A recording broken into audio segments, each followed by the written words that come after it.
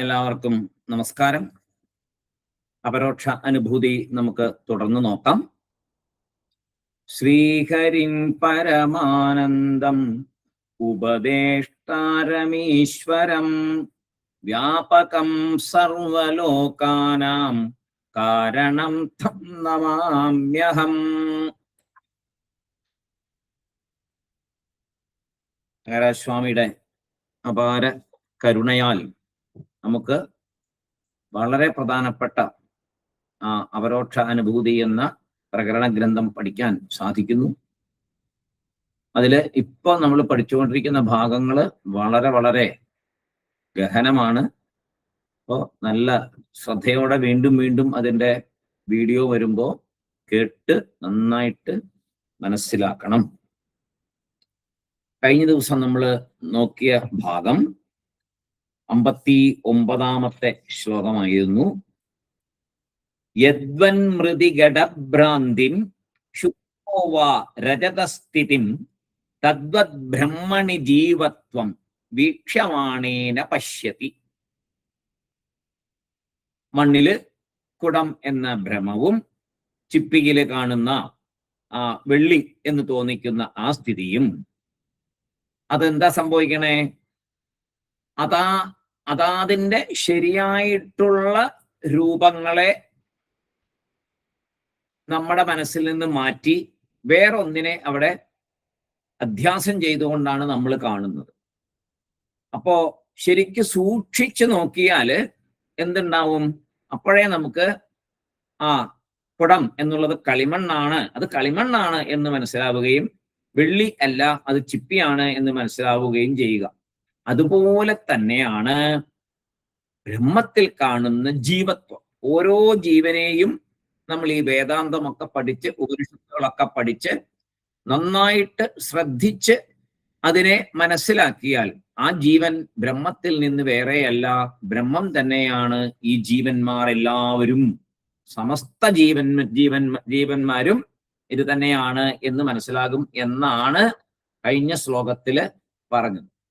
അപ്പൊ ഈ ശ്ലോകത്തിലെ ഘടഭ്രാന്തി എന്ന് പറഞ്ഞതിനെ വീണ്ടും വിശദമാക്കുകയാണ് അടുത്ത ശ്ലോകത്തിൽ. അപ്പോ പാത്രം എന്നാൽ സത്യമായിട്ടും എന്താണ്?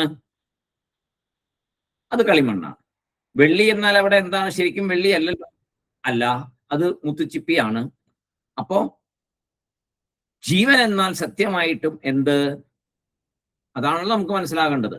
അപ്പൊ ജീവൻ എന്നാൽ സത്യമായിട്ടും എന്ത് എന്നത് നമ്മളെ ഇപ്പൊ ആചാര്യസ്വാമികൾ മനസ്സിലാക്കി തരാൻ പോകുന്നു. കുറെ ശ്ലോകങ്ങൾ വരും. ഇപ്പൊ ഓരോന്നോരോന്നിലും അങ്ങനെയാണ്. ഇപ്പൊ കഴിഞ്ഞതിൽ തന്നെ അതിന് സാരമായ കാര്യം പറഞ്ഞിട്ടുണ്ട് അദ്ദേഹം, ഇല്ലേ? ആ പാത്രം കാണുമ്പോൾ ആ നാമം രൂപമായി നമ്മുടെ മനസ്സിൽ വരുള്ളൂ. യഥാർത്ഥത്തിൽ അതിലെ കളിമണ്ണിനെ നമ്മൾ വിസ്മരിക്കുന്നു. അതുപോലെയാണ് ഓരോ ജീവനെയും കാണുമ്പോൾ നമ്മൾ ആ ജീവന്റെ ജീവത്വം വരുമ്പോൾ ആ സ്വരൂപത്തെ, ശരീരത്തെ കാണുന്നു. ആ ശരീരത്തെ കാണുന്നു, അതിനൊരു പേരും കൊടുക്കുന്നു. അങ്ങനെ ജീവത്വം അവിടെ കൽപ്പിക്കുന്നു. പക്ഷേ അതിന്റെ പുറകിലുള്ള യഥാർത്ഥ ബ്രഹ്മതത്വത്തെ നമ്മൾ അറിയുന്നില്ല എന്നാണ് പറഞ്ഞത്. ഇനി അടുത്ത ശ്ലോകം. യഥാ മൃതിഘടോ നാമ കനകേ കുണ്ടലാഭിത. യഥാ മൃതിഘടോ നാമ കനകേ കുണ്ടലാഭിത. ശുക്തൗ ഹി രജതഖ്യാതിർ ജീവശബ്ദസ്തഥാ പരേ. ശുക്തൗ ഹി രജതഖ്യാതിർ ജീവശബ്ദസ്തഥാ പരേ. യഥാ മൃതിഘടോ നാമ കനകേ കുണ്ടലാഭിത. ശുക്തൗ ഹി രജതഖ്യാതിർ ജീവശബ്ദസ്തഥാ പരേ. ഇതാണ് ശ്ലോകം. എന്താണ് അവിടെ പറയുന്നത്?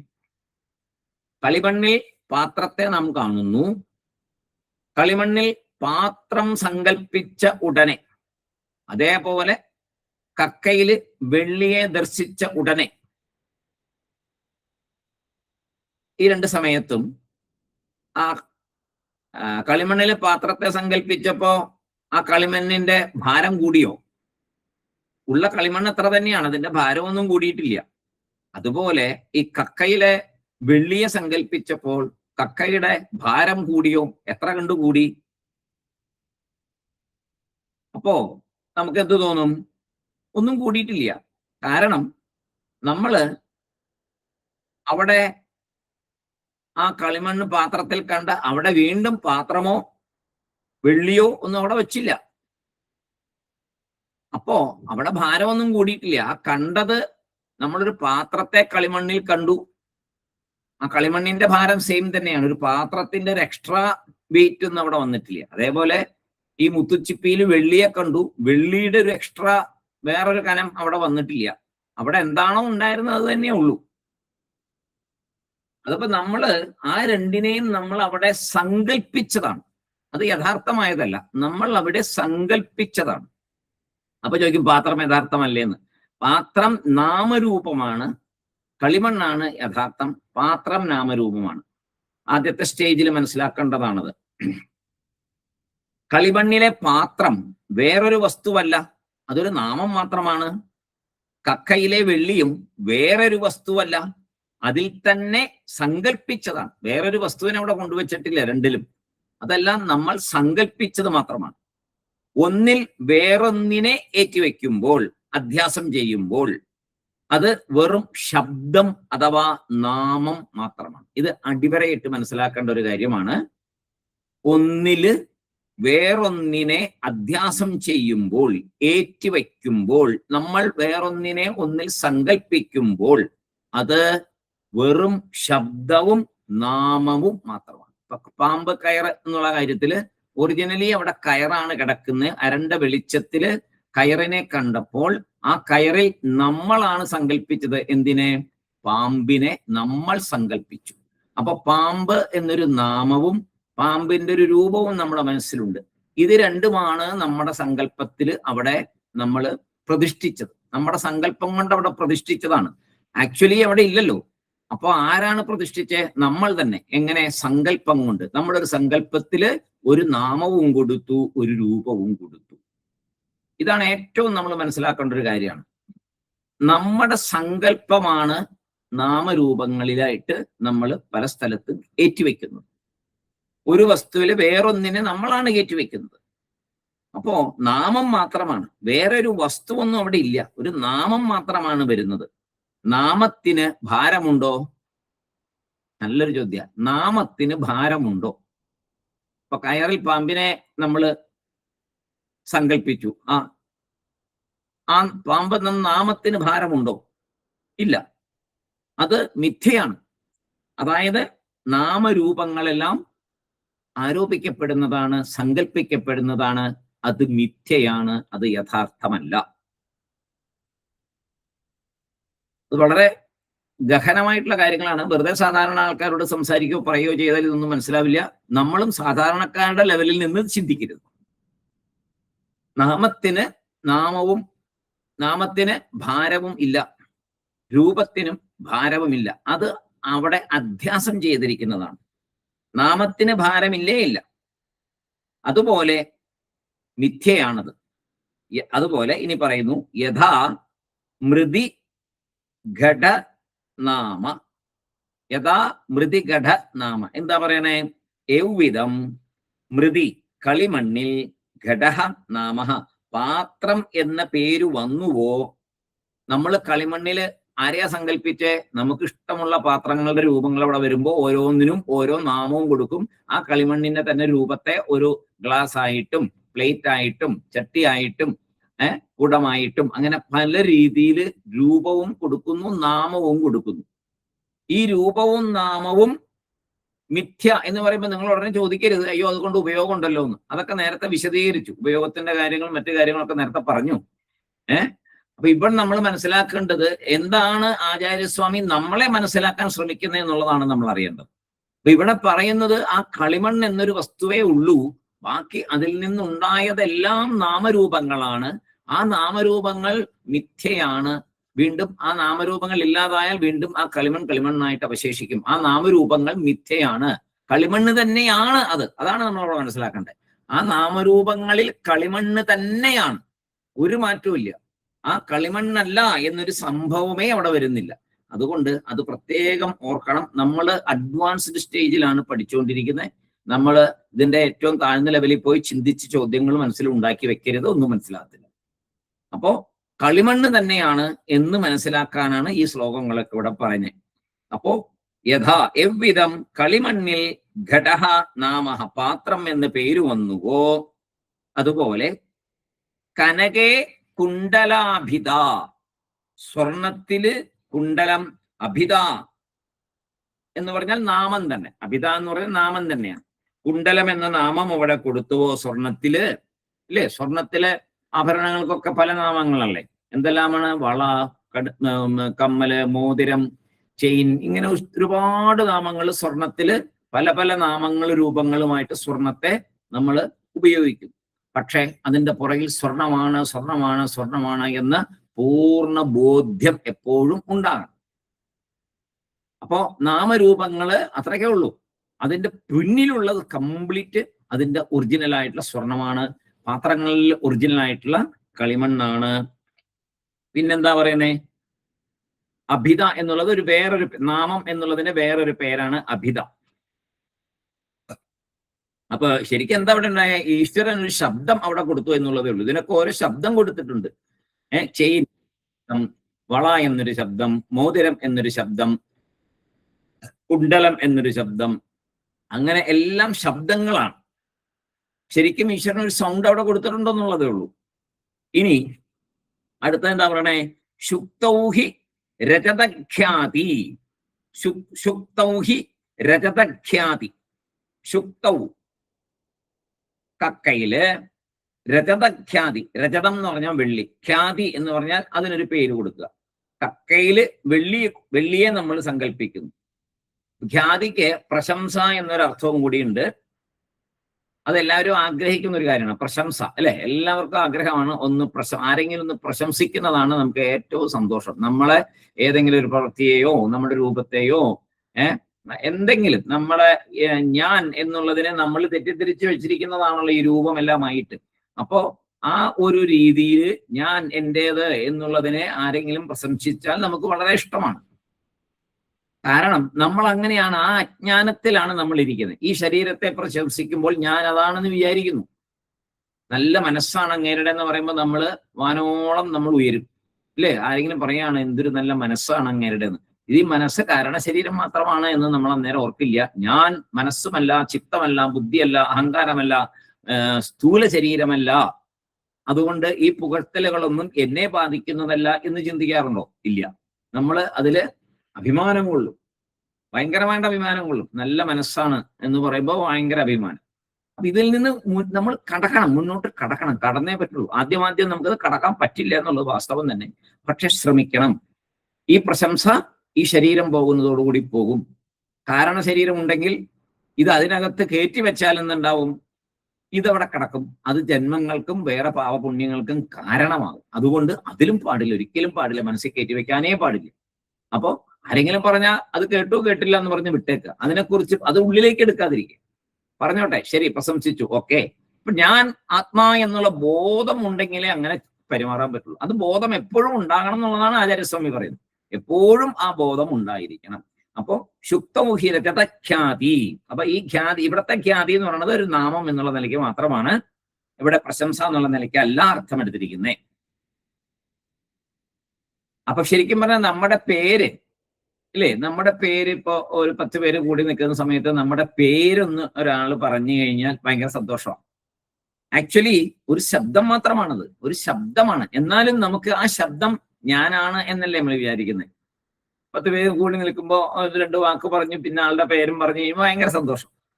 അത് ഏറ്റവും താഴ്ന്ന ലെവലിലുള്ള സംഭവമാണ്. പക്ഷെ നമ്മൾ അതിലാ നിൽക്കുന്നത്. നമ്മൾ എത്ര താഴെയാ നിൽക്കുന്നത്? അതിൽ നിന്ന് ഉയരണം. നമ്മൾ അതിന് അമിത പ്രാധാന്യം കൊടുക്കുന്നു. അതുകൊണ്ടാണ് നമുക്ക് അജ്ഞാനത്തിൽ നിന്ന് കരകയറാൻ സാധിക്കാത്തത്. എന്തെല്ലാം പഠിച്ചു കുറെ ഉപനിഷത്തൊക്കെ വായിച്ച് ഇങ്ങനെ വരുമ്പോഴത്തേക്കും ആരെങ്കിലും പറയും നല്ല നല്ല നല്ല ക്ലാസ് ആണ്, വളരെ നന്നായിട്ടുണ്ട്, പ്രശംസിക്കാതിരിക്കാൻ നിവൃത്തിയില്ല, ഒരു പൊന്നാട എണീക്കണം എന്നൊക്കെ പറയുമ്പോഴേക്കും നമ്മൾ വീണുപോകും. അതാണ് പ്രശ്നം. അങ്ങനെ ഉള്ള അബദ്ധങ്ങളിൽ പോയാൽ അപ്പൊ പോയില്ലേ, അവിടെ എന്തായി? അവിടെ ആത്മചിന്തയൊക്കെ വിട്ടുപോയി, ഇല്ലേ? ദേഹത്തിലേക്ക് വന്നു, ഉടനെ ദേഹത്തിലോട്ട് വന്നു, ആത്മചിന്ത പോയി. അങ്ങനെ പാടില്ല. അപ്പോ അവിടെ അത് ചെയ്യുകയാണെങ്കിൽ ശരി, മറ്റുള്ളവരുടെ സന്തോഷത്തിന് വേണ്ടി അത് സമ്മതിക്കുന്നു, ഓക്കെ. പക്ഷേ എന്നെ ഇത് ബാധിക്കില്ല എന്ന് ഉറപ്പിക്കണം മനസ്സിൽ. എന്നെ ഇത് ബാധിക്കുന്നതല്ല, ഞാനിത് മറ്റുള്ളവരുടെ സന്തോഷത്തിന് വേണ്ടി സ്വീകരിക്കുന്നു എന്നേ ഉള്ളൂ, എന്നേ ഉള്ളൂ, എന്നേ ഉള്ളൂ. ഇത് മേടിക്കുമ്പോഴും മേടിച്ചു കഴിഞ്ഞിട്ടും വീട്ടിൽ കൊണ്ട് വെക്കുമ്പോഴും ഏത് സമയവും ഇത് പറഞ്ഞുകൊണ്ടേ ഇരുന്നാലേ ഇത് നമ്മളിൽ പറ്റിപ്പിടിക്കാതിരിക്കുകയുള്ളൂ. അല്ലെങ്കിൽ പറ്റിപ്പിടിക്കും, ഒരു സംശയമില്ല. അതിന്റെ ഒരു സാധാരണ പറയുന്ന ഒരു കാര്യമുണ്ട്. ഇപ്പോ ഒരു സ്ഥലത്ത് ഒരു ആദരം കിട്ടി ഒരാൾക്ക്. ആദരം കിട്ടിയിട്ട് ഇപ്പോ പറഞ്ഞ മാതിരി ഇതൊക്കെ വേദാന്തമൊക്കെ പഠിച്ചു വായിച്ചുകൊണ്ടിരിക്കുന്ന സമയത്താണ് ഇതൊക്കെ കിട്ടിയേ. അടുത്ത ഒരു സ്ഥലത്ത് ഇതേപോലെ ചെന്നിരുന്നു. അവിടെ ഇങ്ങനെ ആൾക്കാരെ ആദരിക്കുന്നുണ്ടായിരുന്നു. അപ്പൊ അതില് നമ്മുടെ കണ്ണില് നമ്മുടെ ജൂനിയർ ആയിട്ടുള്ളവര്, അല്ലെങ്കിൽ നമ്മളുടെ അത്രയും പഠിപ്പില്ലാത്തവർ, നമ്മുടെ ദൃഷ്ടിയിൽ നമ്മൾ നോക്കുമ്പോൾ അത്രയും ക്വാളിഫൈഡ് അല്ലാത്തവരെയൊക്കെ ആദരിക്കുന്ന സമയത്ത് എന്തുണ്ടാവും? ഗുരുനാഥന്മാര് പറയണതാണ്. നമുക്ക് എന്തുണ്ടാവും? അത് ശരി, നമ്മളെ ഒന്നും ഇവർക്ക് ആദരിക്കാൻ തോന്നിയില്ലല്ലേ എന്നൊരു തോന്നലുണ്ടാവും എന്നാ പറയുന്നത്. വളരെ ശരിയല്ലേ? അത് വന്നാ പോയില്ലേ, അവിടെ എല്ലാം തീർന്നു, മൊത്തം തീർന്നു. അതുവരെയുള്ള പഠിത്തം മുഴുവൻ പോയി. അത് വളരെ വിജിലന്റ് ആയിരിക്കണം എന്ന് പറയുന്നു ഗുരുനാഥന്മാര്. പറയുന്നു വളരെ വിജിലന്റ് ആയിരിക്കണം. പ്രശംസയാണ് മനുഷ്യനെ തക്കിട്ടം മറയ്ക്കുന്ന ഒരു സാധനമാണ് പ്രശംസ. ശരിക്കും നമ്മളെ വലിച്ചു താഴെ ഇടുന്ന ഒരു കാര്യമാണ് പ്രശംസ. അതുകൊണ്ട് ഒരു പ്രശംസയെയും ഒരു ചെവിയിൽ കൂടെ എടുത്ത് മറ്റേ ചെവിയിൽ കൂടെ വിട്ടുകളഞ്ഞേക്കുക. അതിനെ നമ്മളിലെ ഉള്ളിലേക്ക് എടുക്കാനേ പാടില്ല പ്രശംസയെ. അങ്ങനെ അപ്പൊ അമിത പ്രാധാന്യം കൊടുക്കരുത് എന്ന് പറഞ്ഞു. പുകഴ്ത്തുമ്പോൾ ശരിക്കും ഒരാൾ പുകഴ്ത്തുക എന്ന് വരിക, പുകഴ്ത്തുമ്പോ അത് സത്യമല്ലെന്ന് രണ്ടുപേർക്കും അറിയാം. ഇപ്പൊ സാധാരണ നിലയ്ക്കൊരു പുകഴ്ത്തലില് നമുക്ക് കേൾക്കാം, ഒത്തിരി കാര്യങ്ങൾ പുകഴ്ത്തുന്ന കേൾക്കാം. അപ്പൊ ഈ പറയുന്ന ആൾക്കും അറിയാം അത് സത്യമല്ല, കേൾക്കുന്ന മേടിക്കുന്ന നമുക്കും അറിയാം സത്യമല്ല. യഥാർത്ഥത്തിൽ നമ്മൾ അത്രയൊന്നും അല്ലെന്ന് നമുക്കറിയാം. പക്ഷെ രണ്ടു കൂട്ടർക്ക് അറിയാം ശരിയല്ലെന്ന്. പക്ഷെ രണ്ടു കൂട്ടരും അതിന് വലിയ പ്രാധാന്യം കൊടുത്ത് സന്തോഷമായിട്ട് അഭിനയിക്കുകയോ സന്തോഷിക്കുകയോ ചെയ്യും. അപ്പോ ഇതൊക്കെയാണ് ഈ മിഥ്യയിൽ മുഴുകിയിരിക്കുക എന്ന് പറഞ്ഞതാ. നമ്മളൊക്കെ മിഥ്യയിലല്ലേ മുഴുകിയിരിക്കുന്നത്? അതെ, നമ്മൾ ഇങ്ങനത്തെ ഒക്കെ രീതിയിലാണ് സഞ്ചരിച്ചുകൊണ്ടിരിക്കുന്നത്. അപ്പൊ നമ്മളെല്ലാം മിഥ്യയിൽ മുഴുകിയിരിക്കുന്നു. അതിന് വ്യക്തമായ ഒരു കാര്യമാണ് ഈ പറഞ്ഞത്. പ്രശംസയിൽ നിന്ന് രക്ഷപ്പെടാൻ, അതിൽ നിന്ന് രക്ഷപ്പെടുക. പ്രശംസയിൽ നിന്ന് രക്ഷപ്പെട്ടാൽ ഗുരുനാഥന്മാർ പറയുന്നു 99% മോക്ഷമായെന്ന്. നല്ലൊരു ഉപദേശമാണ്. പ്രശംസയിൽ നിന്ന് രക്ഷപ്പെട്ടാൽ 99% മോക്ഷമായി എന്ന് പറയുന്നത്. അതിലെ ബുദ്ധിമുട്ടാണ്, അത് എളുപ്പമല്ല. ഇപ്പൊ നമ്മൾ തന്നെ ഇപ്പൊ ഈ ക്ലാസ്, ഇപ്പൊ ഞാൻ ഈ ക്ലാസ് റെക്കോർഡ് ചെയ്തിട്ട് കഴിഞ്ഞാൽ നാച്ചുറലി ഒരു തോന്നലുണ്ടാവും, ഇത് എത്ര പേര് കണ്ടു എന്ന് നോക്കാം, ഇല്ലേ? ഞാൻ നോക്കും എത്ര പേര് കണ്ടു അടുത്ത ദിവസം. അപ്പൊ ഇത് രണ്ട് തരത്തിലുണ്ട്. ഞാൻ നോക്കുന്നത് എത്ര പേരിലേക്ക് ഇത് എത്തി എന്നുള്ളത് അറിയാൻ വേണ്ടിയിട്ടാണ്. പക്ഷെ ഉള്ളിൻ്റെ ഉള്ളില് ആദ്യമൊക്കെ, ഇപ്പൊ ഇല്ല, പണ്ടൊക്കെ ഉണ്ടായിരുന്നു, കുറച്ചു പേര് കാണുമ്പോ അത്രയും പേര് കണ്ടല്ലോ, അപ്പൊ ഒരു പ്രശംസയാണ് അതിനകത്ത് നമുക്ക് തോന്നുന്നത്. കൂടുതൽ പേര് കാണുമ്പോൾ 1000 പേര് കാണുന്ന ഒരു വീഡിയോ എന്ന് പറഞ്ഞാൽ ഭയങ്കര പ്രശംസയായി. ഇത് ഫസ്റ്റ് സ്റ്റേജിൽ എല്ലാവർക്കും ഉണ്ടാകുന്നതാണ്. നമ്മൾ ആ സ്റ്റേജിനെ കടക്കണം. ഇപ്പൊ അത് ശ്രദ്ധിക്കാറില്ല. ഇപ്പൊ എത്ര പേർക്ക് ഇത് ഉപകാരപ്പെട്ടു എന്ന് മാത്രമേ ചിന്തിക്കാറുള്ളൂ. അതുകൊണ്ടൊരു പ്രശംസയെ ചിന്തിക്കാറില്ല. അത് പ്രാക്ടിക്കലി നമ്മൾ അപ്ലൈ ചെയ്ത് വന്നാലേ അത് പറ്റൂ, അല്ലാതെ കണ്ട് മനസ്സോടെ നിൽക്കില്ല. ഓരോ കാര്യത്തിനും അതെ. ഇപ്പൊ നിസ്സാരം നമ്മൾ വീട്ടിൽ നല്ലൊരു കറി ഉണ്ടാക്കി കഴിഞ്ഞാൽ നമ്മുടെ ആഗ്രഹം എന്താ? കഴിച്ചു കഴിയുമ്പോൾ 10 പ്രാവശ്യം ചോദിക്കും, എങ്ങനെയുണ്ട്, എങ്ങനെയുണ്ട് കറി, എങ്ങനെയുണ്ട് കറി, എങ്ങനെയുണ്ട്, 10 പ്രാവശ്യം ചോദിക്കുമ്പോ മനസ്സല്ല സൂപ്പർ, ആദ്യമായിട്ട് എങ്ങനെ ഒരു കറി കഴിക്കണമെന്ന് പറഞ്ഞാൽ സുഖായി, മനസ്സ് വളരെ സുഖായി. എല്ലാവരുടെ കാര്യത്തിലുള്ളൂ, നമ്മുടെ വീട്ടിലൊക്കെ നടക്കുന്ന ഒരു കാര്യം. ഇത് ചെറിയ ചെറിയ കാര്യങ്ങളിൽ നിന്ന് പോലും രക്ഷപ്പെടാൻ സാധിക്കുന്നുണ്ടോ എന്ന് ശ്രദ്ധിച്ചു നോക്കുക, ശ്രമിച്ചു നോക്കുക. മോക്ഷം വളരെ, നമുക്ക് പറയുമ്പോ മോക്ഷം എന്നൊക്കെ പറയും. ഓരോരുത്തർക്ക് നമ്മൾ ഒരാൾ മരിച്ചു കഴിയുമ്പോ സന്ദേശം ഇടുമ്പോ ഭഗവാന്റെ സന്നിധിയിലേക്ക് എത്തട്ടെ എന്ന് പ്രാർത്ഥിക്കുന്നു, മോക്ഷം കിട്ടട്ടെ എന്ന് പ്രാർത്ഥിക്കുന്നു. ഒക്കെ എളുപ്പമാണ്, പറയാനൊക്കെ എളുപ്പമാണ്. ആലോചിച്ചു നോക്കൂ, ഈ ഒരു നിസ്സാര കാര്യം പോലും മോക്ഷമാർഗത്തിന് തടസ്സമാണ്. നിസ്സാരമല്ലേ? വീട്ടിലൊരു കൂട്ടാൻ ഉണ്ടാക്കിയിട്ട് അല്ലെങ്കിൽ എന്തൊരു കറി ഉണ്ടാക്കിയിട്ട് മറ്റുള്ളവര് ഹായ് എന്ന് പറയുമ്പോൾ കിട്ടുന്നൊരു സന്തോഷം വന്നാൽ പോയി. അവിടെ പോലും അവിടെ പണി താഴെ പോയി. അപ്പോ എത്രത്തോളം വിജിലന്റ് ആയിരിക്കണം ഏത് സമയത്ത്? ആധ്യാത്മികമായിട്ട് ജന്മത്തിന്റെ അന്തിമ ലക്ഷ്യത്തിലേക്ക് എത്തണമെങ്കിൽ എത്രമാത്രം വിജിലന്റ് ആയിരിക്കണം എന്ന് വളരെയധികം ശ്രദ്ധിക്കുക. ഇപ്പോ രമണ മഹർഷിയും ഇങ്ങനെയുള്ള ആൾക്കാരൊക്കെ ഫാമിലി വിട്ട് പെട്ടെന്നൊരു സുപ്രഭാതത്തിൽ എല്ലാം ഉപേക്ഷിച്ച് പോയതിന്റെ പുറകിലെ രഹസ്യം ഇതൊക്കെ തന്നെയാണ്. ഇത് അതേസമയം ഫാമിലിയിൽ ഇരുന്നു കൊണ്ട് ഇത് നേടിയവരുടെ കാര്യവും അവരെ എത്ര അഭിനന്ദിച്ചാലും മതിയാവൂ. അവരെ എത്രമാത്രം അവരെ നമ്മൾ നമസ്കരിക്കണം. ഫാമിലിയിൽ ഇരുന്നു കൊണ്ട് ഈ പറഞ്ഞ ബ്രഹ്മാനുഭൂതി സമ്പാദിച്ചവർ ഉണ്ടല്ലോ, അങ്ങനെ ഉണ്ട് കുറെ പേര്. ആ ഗുരുക്കന്മാരെയൊക്കെ എന്തുമാത്രം അപ്പൊ നമ്മൾ മനസ്സിലാക്കണം. എളുപ്പമല്ലല്ലോ ഇല്ലേ? നിസ്സാര കാര്യത്തിൽ പോലും നമ്മൾ ഒരു പ്രശംസ ആഗ്രഹിക്കുന്നു. എല്ലാത്തിലും നമ്മൾ ആഗ്രഹിക്കുന്നത് പ്രശംസ. നല്ല പുസ്തകം എഴുതി hand writing super hand writing, ആദ്യമായിട്ട് ഇങ്ങനത്തെ ഒരു ഹാൻഡ് റൈറ്റിംഗ് കാണുന്നത് അപ്പൊ കയറി നമ്മുടെ മനസ്സിലേക്ക് ഉടനെ 2 പുസ്തകം കൂടെ എടുത്ത് കാണിക്കും. ഇങ്ങനെ ഇല്ലേ നമ്മളെല്ലാവരും ചെയ്യുന്നൊരു കാര്യമാണ്. എന്തെങ്കിലും ഒരു പ്രൈസ് കിട്ടിയ കാര്യം കൊച്ചിലെ തൊട്ടേ ഉണ്ടാകുന്ന ഒരു പ്രൈസ് കിട്ടിയ കാര്യം പറയുമ്പോൾ വേറെ 3-4 പ്രൈസ് കൂടെ അകത്തോണ്ട് എടുത്തുകൊണ്ട് വരും. ഇതുകൂടെ കിട്ടിയതാണ്, ഇതും കൂടെ എനിക്ക് കിട്ടിയതാണ്, ഇന്ന സ്ഥലത്തൊരു അവാർഡ് ചെയ്തതാണ്. ഇതൊക്കെ നമ്മൾ കാണിക്കും. നമ്മളൊരു പുസ്തകം എഴുതുമ്പോൾ ഒരു ബുക്ക് എത്രയോ പബ്ലിഷ് ചെയ്യുന്ന ആൾക്കാരുടെ കാര്യം കണ്ടിട്ട് ബുക്ക് പബ്ലിഷ് ചെയ്യുന്നവർ, വേദാന്തത്തിന്റെ ബുക്ക് പബ്ലിഷ് ചെയ്യുന്നവർ പോലും, വേദാന്തത്തിന്റെ ബുക്ക് പബ്ലിഷ് ചെയ്യുന്നവരും അവനവന്റെ നേരത്തെ പറഞ്ഞ ബയോഡാറ്റ അടിച്ചു പിടിപ്പിക്കുന്ന കാണാം ഇല്ലേ? എന്ത് ബയോഡാറ്റയാണ് അവിടെ എഴുതുന്നത്? എനിക്ക് ഇന്ന അവാർഡ് കിട്ടിയിട്ടുണ്ട്, ആ അവാർഡ് കിട്ടിയിട്ടുണ്ട്, ഈ അവാർഡ് കിട്ടിയിട്ടുണ്ട്, ഞാൻ ഇന്ന കാര്യങ്ങളൊക്കെ ചെയ്തിട്ടുണ്ട്. അവർ പോലും ഇത് എഴുതി വെക്കും. അപ്പോൾ അതൊക്കെ പാണ്ഡിത്യത്തിന്റെ ഒരു ഭാഗം എന്നേ നമുക്ക് പറയാൻ പറ്റുള്ളൂ. മോക്ഷം ആഗ്രഹിക്കുന്നെങ്കിൽ, ജീവിതത്തിന്റെ അന്തിമ ലക്ഷ്യം ആഗ്രഹിക്കുന്നെങ്കിൽ, ജീവൻ മുക്തനാകണമെങ്കിൽ ഇതിൽ നിന്നെല്ലാം മാറിയേ പറ്റൂ. ഇപ്പൊ ഞാനിത് പറയുമ്പോൾ ഇതൊന്നും പ്രാക്ടിക്കൽ അല്ല എന്ന് നിങ്ങൾക്ക് തോന്നാം, പക്ഷെ പ്രാക്ടിക്കൽ ആണ്. എൻ്റെ സ്വന്തം അനുഭവത്തില് നമുക്ക് പ്രാക്ടിക്കലാണ്. ഒരു പ്രശംസയെയും ഇപ്പോ അങ്ങനെ സ്വീകരിക്കാനായിട്ട് ഉള്ളിലേക്ക് എടുക്കാനായിട്ട് തോന്നാറില്ല, ആഗ്രഹിക്കാറുമില്ല ആരെങ്കിലും പ്രശംസിക്കണമെന്ന്. സത്യമായിട്ടുള്ള കാര്യം. പല സന്ദർഭങ്ങളും ഉണ്ടായിട്ടുണ്ട്. പലതും ഒഴിവാക്കി വിടാവുന്നതൊക്കെ ഞാൻ ഒഴിവാക്കി വിടാറുണ്ട്.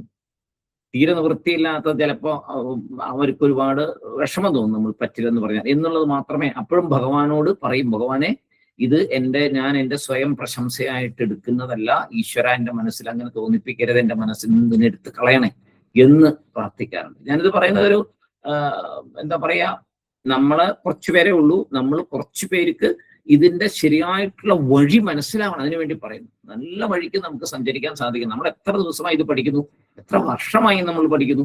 നമ്മൾ കുറച്ചുപേരെ കേൾക്കുന്നുള്ളൂ, മതി. ആ കുറച്ചു പേർക്ക് ഒരാൾക്കെങ്കിലും നമുക്ക് ആ ഈശ്വരപദത്തിലേക്ക് എത്താൻ സാധിച്ചാൽ അത് തീർച്ചയായിട്ടും വലിയൊരു കാര്യമാണ്. ശങ്കരാചാര്യസ്വാമികൾ ആദ്യമേ പറഞ്ഞു, കോടികളിൽ ഒരാൾക്കെങ്കിലും ഉപകാരമാകുമെങ്കിൽ ഉപകാരമാകട്ടെ, അതിനാണ് ഞാൻ ഉപനിഷത്തിന്റെ വ്യാഖ്യാനം എഴുതുന്നത് എന്ന് പറഞ്ഞു. അപ്പൊ ആ കോടികളിൽ ഒരാളാകാൻ നമുക്ക് ഭാഗ്യം കിട്ടട്ടെ, അതിനുവേണ്ടി നമുക്ക് പരിശ്രമിക്കാം. അപ്പൊ പറയുന്നത് പ്രശംസയാണ് ഏറ്റവും അപകടം എന്ന് പറയുന്നു. ഇതിൽ നിന്ന് രക്ഷപ്പെട്ടാൽ 99% മോക്ഷമായി എന്നാണ് ഗുരുനാഥന്മാര് പറയുന്നത്. അപ്പോ അതിനെന്താ എളുപ്പം എന്ന് ചോദിച്ചു. അങ്ങനെ ഇതിൽ നിന്ന് രക്ഷപ്പെടാൻ എന്താ ഒരു മാർഗം എന്ന് ചോദിച്ചു. അപ്പൊ പറയുന്നു, വളരെ എളുപ്പമാണത്. നമ്മളെ പ്രശംസിക്കുന്നത് അധ്യാസമാണ് എന്ന് സ്വയം വിചാരിച്ചാൽ മതി. നല്ലൊരു ഉപദേശമല്ലേ?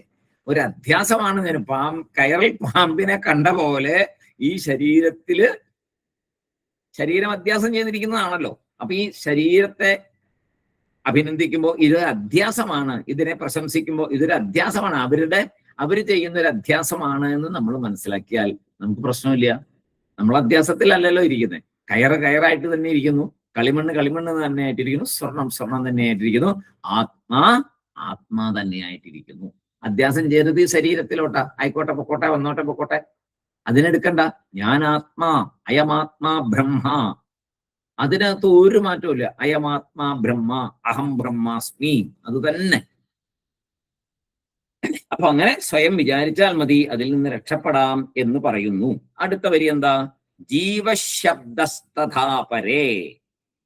ജീവശബ്ദ തഥാപരേ. 3 കാര്യങ്ങൾ പറഞ്ഞു. യഥാ മൃതി ഘടോ നാമ കനകേ കുണ്ടലാഭിത ശുക്തൗ ഹി രജതഖ്യാതി ജീവശബ്ദ തഥാപരേ. ഭംഗിയായിട്ട് പറഞ്ഞു. അവിടെ എന്താ പറഞ്ഞേ? പരേ ബ്രഹ്മണി, പരേ എന്ന് പറഞ്ഞാൽ ബ്രഹ്മണി, ബ്രഹ്മത്തിൽ, ജീവശബ്ദം, ജീവൻ എന്ന ശബ്ദം അതുപോലെ ആണ്. ഇതുപോലെ മറ്റു 3 സ്ഥലത്തും അധ്യാസം ചെയ്തില്ലേ, അതുപോലെയാണ് ജീവൻ. ജീവനെ ഇവിടെ അധ്യാസം ചെയ്തിരിക്കുകയാണ്. ബ്രഹ്മത്തിൽ ജീവശബ്ദം അതുപോലെ ഏറ്റിവയ്ക്കപ്പെട്ടതാണ്, അധ്യാസം ചെയ്യപ്പെട്ടതാണ്. അപ്പൊ ജീവൻ യഥാർത്ഥത്തിൽ മിഥ്യയാണ്, ജീവത്വം മിഥ്യയാണ്. അതെങ്ങനെയാന്ന് ചോദിച്ചാൽ നേരത്തെ പറഞ്ഞിട്ടുണ്ട് കുറെ കാര്യങ്ങള്. 3 അവസ്ഥയിലത്തേത് ഒരവസ്ഥയിൽ വേറൊരു അവസ്ഥയിൽ വരില്ല, വേറൊരു അവസ്ഥയിൽ ജാഗ്രതയിലുള്ളത് സ്വപ്നത്തിലില്ല, സ്വപ്നത്തിലുള്ളത് ജാഗ്രതയിലില്ല, ജാഗ്രതയിലുള്ളത് സ്വപ്നത്തിലും സുഷുപ്തിയിലുമില്ല, സുഷുപ്തിയിലുള്ളത് സ്വപ്നത്തിലും ജാഗ്രതയിലുമില്ല. ഇങ്ങനെ കുറെ കാര്യങ്ങൾ നമുക്ക് പറഞ്ഞു തന്നു. അങ്ങനെ പറഞ്ഞു തന്നപ്പോ അവസാനം എന്തായി? അതൊന്നുമില്ല, അതെല്ലാം മിഥ്യയാണ്. ആ മിഥ്യ പോലെ തന്നെയാണ് സ്വർണത്തില് ആഭരണങ്ങളുടെ പേര് രൂപം മിഥ്യ, കളിമണ്ണില് ഘടം എന്നുള്ള അങ്ങനെ നാമങ്ങളും രൂപങ്ങളും മിഥ്യ. അതുപോലെ ബ്രഹ്മത്തിൽ, സ്വർണത്തിൽ, കളിമണ്ണിൽ, ബ്രഹ്മത്തിൽ ജീവൻ എന്നത് ഏറ്റിവെക്കപ്പെട്ടതാണ്, അധ്യാസം ചെയ്തതാണ്. ജീവൻ ജീവൻ ജീവൻ ജീവൻ എന്ന് നമ്മൾ പറയുന്നത് ബ്രഹ്മത്തില് നമ്മൾ അധ്യാസം ചെയ്തതാണ്. അതുകൊണ്ടാണ് പല ജീവന്മാർ, പല ജീവന്മാർ, പല ജീവികൾ, എല്ലാത്തിലും നമ്മൾ ജീവത്വം വെച്ചിരിക്കുക, ഓരോരോ ജീവത്വം വെച്ചിരിക്കുക. സ്വർണത്തിലെ പല പല പല പല ആഭരണം പോലെ, കളിമണ്ണില് പല പല പല പല പല നാമവും രൂപവും പോലെ, ബ്രഹ്മത്തിൽ സർവസ്ഥലത്തും നിറഞ്ഞു നിൽക്കുന്ന ബ്രഹ്മത്തിൽ എല്ലാം നമ്മൾ എന്ത് ചെയ്തു? നമ്മൾ ജീവന്മാരെ ഓരോരോ നാം കൊടുത്ത് ജീവൻ ജീവൻ ജീവൻ ജീവൻ, അയാളുടെ ജീവൻ, ഇയാളുടെ ജീവൻ, അയാളുടെ ജീവൻ, ഇങ്ങനെ ജീവനെയും കൊടുത്ത് പിന്നെ അതിന്റെ പുറത്തൊരു നാമം കൂടെ കൊടുത്തു. ആ ജീവന് വേറെ പേരും കൂടെ കൊടുക്കുന്നുണ്ട് നമ്മൾ, ഇല്ലേ? ഓരോ ജീവത്വം പറയും, ആ ജീവത്വത്തിന് വേറെ പേരും കൂടെ കൊടുക്കും. ഡബിൾ ആണ് അധ്യാസം കൊടുക്കുന്നത് നമ്മൾ. ഡബിളോ ത്രിബിളോ എത്ര വേണമെങ്കിൽ വരാം. പിന്നെ ബയോഡാറ്റ മുഴുവൻ അധ്യാസമല്ലേ. അപ്പോ ജീവൻ എന്നുള്ള ആ സംഭവത്തെ വളരെ ഭംഗിയായിട്ട് ഇവിടെ ആചാര്യസ്വാമി പറഞ്ഞു തന്നു. എപ്പോഴും ഓർക്കുക, ഓരോ ജീവനും ബ്രഹ്മം തന്നെയാണ്. അത് അധ്യാസം മാത്രമാണ്. ആക്ച്വലി ഒരു വ്യക്തിയെ കാണുമ്പോൾ അയാൾ ഉള്ളത് ബ്രഹ്മമാണ്. അയാളും അയമാത്മാ ബ്രഹ്മ ആണല്ലോ, നമ്മൾ മാത്രമല്ലല്ലോ. നമ്മൾ അയമാത്മാ ബ്രഹ്മ എന്ന് പറയുന്ന പോലെ തന്നെയല്ലേ എല്ലാവരും. നമ്മൾ മനസ്സിലാക്കിയ ശേഷം നമുക്കിത് ഓക്കെ ആവും. മനസ്സിലാക്കുന്നവരെ നമ്മളിപ്പോ പഠിച്ചുകൊണ്ടിരിക്കുമ്പോൾ നമ്മളിത് പഠിക്കുന്നൊരു അഭിമാനം നമ്മുടെ ഉള്ളിൽ വരും. മറ്റേ ആള് വിവരമില്ലാത്തവനെന്ന് നമുക്ക് തോന്നാം. പക്ഷെ അത് നമ്മൾ അങ്ങനെ പാടില്ല. നമ്മൾ എങ്ങനെയാ തോന്നണ്ടേ? നമ്മൾ ഇത് പഠിക്കുമ്പോ, പഠിക്കുന്ന സ്റ്റേജിലാണ് മറ്റേവരിൽ ബ്രഹ്മത്തെ കണ്ട് കണ്ട് കണ്ട് കണ്ട് പഠിച്ചാലേ നമ്മൾ സ്വയം അയം ആത്മാ ബ്രഹ്മ എന്നുള്ള നിലയിലേക്ക് നമ്മൾ ഉയരുകയുള്ളൂ. അല്ലെങ്കിൽ എങ്ങനെ നമുക്ക് ഉയരാൻ പറ്റണേ? ഞാൻ മാത്രം ബ്രഹ്മ എന്ന് പറഞ്ഞാൽ പറ്റുമോ? പറ്റില്ല. എല്ലാം ബ്രഹ്മമാണെന്ന് അറിയണ്ടേ? അപ്പോഴല്ലേ പറ്റുള്ളൂ. ഇപ്പൊ നമ്മൾ ആദ്യം പഠിച്ചപ്പോ 1-2 കാര്യം പറഞ്ഞു. മന ഏകാഗ്രത, മനവിശാലത പറഞ്ഞു, അല്ലെ? ആ മനവിശാലത വന്നാലേ പറ്റുള്ളൂ. ആ മനവിശാലത കിട്ടിയാൽ മാത്രമേ നമുക്ക് ഇതിൽ എത്താൻ പറ്റുള്ളൂ. അപ്പൊ മന ഏകാഗ്രതയ്ക്ക് വേണ്ടി സാധനങ്ങളൊക്കെ ചെയ്തു. അപ്പോ ആ വിശാലത ഏറ്റവും നന്നായിട്ട് മനവിശാലത ഉണ്ടാകണം. അപ്പോ മറ്റുള്ളവരുടെ ആ ഓരോ ജീവനെയും ബ്രഹ്മമായിട്ട് കാണാൻ സാധിച്ചാൽ തീർച്ചയായിട്ടും നമുക്ക് എത്രയും പെട്ടെന്ന് ജീവിതത്തിന്റെ അന്തിമ ലക്ഷ്യത്തിലേക്ക് നമുക്ക് എത്തിപ്പെട്ടാൻ സാധിക്കും. ഈ ശരീരത്തിൽ ഇരുന്നു കൊണ്ട് തന്നെ പൂർണ്ണ ശാന്തിയും പൂർണ്ണ സമാധാനവും പൂർണ്ണ ആനന്ദവും ലഭിക്കും എന്നുള്ളതിൽ ഒരു സംശയമില്ല. ഇപ്പൊ തന്നെ കുറെ നിങ്ങൾക്ക് ആലോചിച്ചാൽ അറിയാം.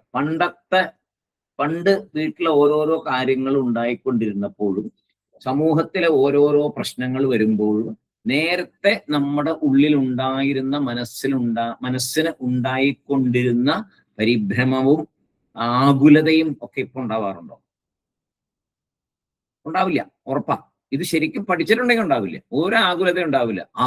എല്ലാം വരുന്ന പോലെ വരും. ഇതൊക്കെ നമ്മൾ കണ്ടുകൊണ്ടിരിക്കുകയല്ലേ, എല്ലാം നടക്കുന്ന പോലെ അങ്ങ് നടന്നോളും. നമ്മൾ ഇതിനെക്കുറിച്ചൊന്നും വേവലാതിപ്പെടേണ്ട കാര്യമില്ല. ലോ ഓഫ് കർമ്മ ഇവിടെ നിൽപ്പുണ്ട്, അതുകൊണ്ട് അതുപോലെ നടന്നോളും. പിന്നെ ഇതെല്ലാം വലിയൊരു സ്വപ്നത്തിലാണ് നമ്മൾ. ജാഗ്രത സ്വപ്ന സുഷുപ്തി പോലെ ഇപ്പോ ജ്ഞാനത്തിലേക്ക് ഉണരുമ്പോൾ അജ്ഞാനമായ ഈ സ്വപ്നവും മാറും എന്ന പരിപൂർണ വിശ്വാസം നമ്മുടെ മനസ്സിലുണ്ടാകണം. അപ്പോൾ കൂടുതലായിട്ട് നമുക്കിനി അടുത്ത ദിവസം നോക്കാം. ഏറ്റവും നല്ല രീതിയിൽ ഇനിയും മനസ്സിന് ശാന്തിയും സമാധാനവും ഉണ്ടായി മുന്നോട്ട് ഇത് പഠിക്കുന്നതൊക്കെ നമ്മുടെ ഉള്ളിൽ വരാനും അത് പ്രാക്ടിക്കലി അപ്ലൈ ചെയ്യാൻ അവനവൻ്റെ വീട്ടിൽ നിന്ന് അപ്ലൈ ചെയ്ത് വേണം വരാൻ. അത് അപ്ലൈ ചെയ്യാനുള്ള സാഹചര്യവും ഭഗവാൻ ഉണ്ടാക്കി തരട്ടെ. നമ്മുടെ കർമ്മങ്ങളെല്ലാം ഭഗവാന്റെ പാദങ്ങളിൽ സമർപ്പിച്ചുകൊണ്ടായിരിക്കണം നമ്മളിപ്പോൾ ചെയ്യുന്ന കർമ്മങ്ങളെല്ലാം. ഞാൻ എന്ന നിലയ്ക്ക് ഒരു കർമ്മവും നമ്മൾ ചെയ്യാതിരിക്കുക. എല്ലാം ഭഗവത് നിശ്ചയം, എല്ലാ കർമ്മഫലവും ഭഗവാന്റെ പാദത്തിൽ ഭഗവാനാണ് നിശ്ചയിക്കുന്നത്, ഭഗവാനാണ് തീരുമാനിക്കുന്നത്. ഫലവും ഭഗവാൻ തന്നെ, കർമ്മവും ഭഗവാൻ തന്നെ. അതാണ് എല്ലാം, സമസ്തവും ഭഗവാൻ തന്നെ എന്ന് പറഞ്ഞുകൊണ്ട് ജീവിക്കാൻ നമുക്ക് സാധിക്കട്ടെ. എല്ലാവരുടെ പാദങ്ങളിൽ നമസ്കാരം. ഓം പൂർണ്ണമദ പൂർണ്ണമിദം പൂർണ്ണാത് പൂർണ്ണമുദച്യത്തെ പൂർണ്ണസ്യ പൂർണ്ണമാദായ പൂർണ്ണമേവാവശിഷ്യത്തെ. ഓം ശാന്തി ശാന്തി ശാന്തി. ഹരി ഓം തത്സത്. ബ്രഹ്മാർപ്പണമസ്തു. Thank you sir. Sairam. Sairam. Sairam sir. Sairam sir.